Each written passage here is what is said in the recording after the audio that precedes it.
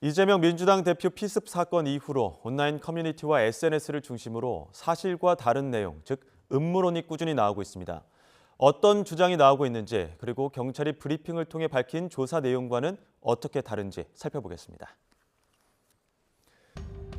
어제 저녁 한 온라인 커뮤니티에 올라온 글입니다. 피습 당시 장면을 확대한 사진을 첨부했는데요.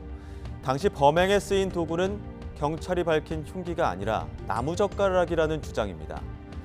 비슷한 주장은 구독자 100만이 넘는 유튜브 채널에서도 소개됐습니다. 실제 나무젓가락과 자를 이용해 지금 알려진 이 대표의 상처의 깊이와 비교하는 내용이었는데요.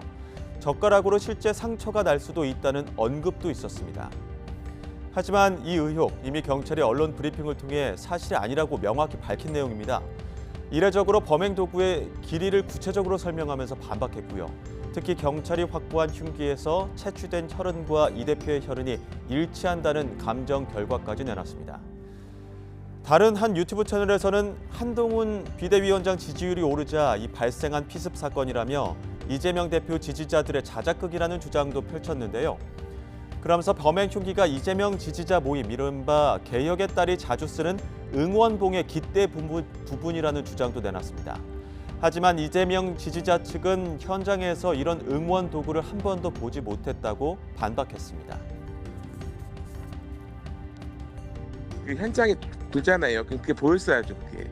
이런 응원도를 저는 금시초문으로 봤고요. 거기 무슨 의미가 도구일까요? 그게요? 저 현장에서 보면 보통 사람이 쓰지도 않아요. 다 프랑카드로 만들어져 있어요. 이 같은 현상은 민주당이 이 대표 피습과 관련한 허위사실 유포가 2차 테러라며 엄정 대응하겠다는 입장을 밝혔음에도 불구하고 이어지고 있는데요. 전문가들은 가짜뉴스의 유통 창구가 되는 플랫폼 책임을 특히 강조하면서 법적인 제재가 함께 필요하다고 말합니다.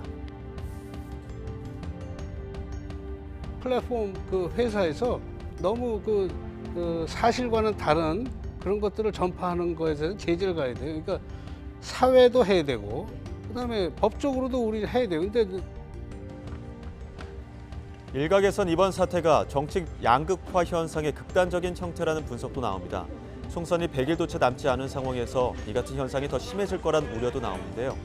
이번 흉기 피습 사태를 계기로 음모와 혐오로 혼탁해진 정치 문화를 되돌아봐야 한다는 지적이 나오고 있습니다.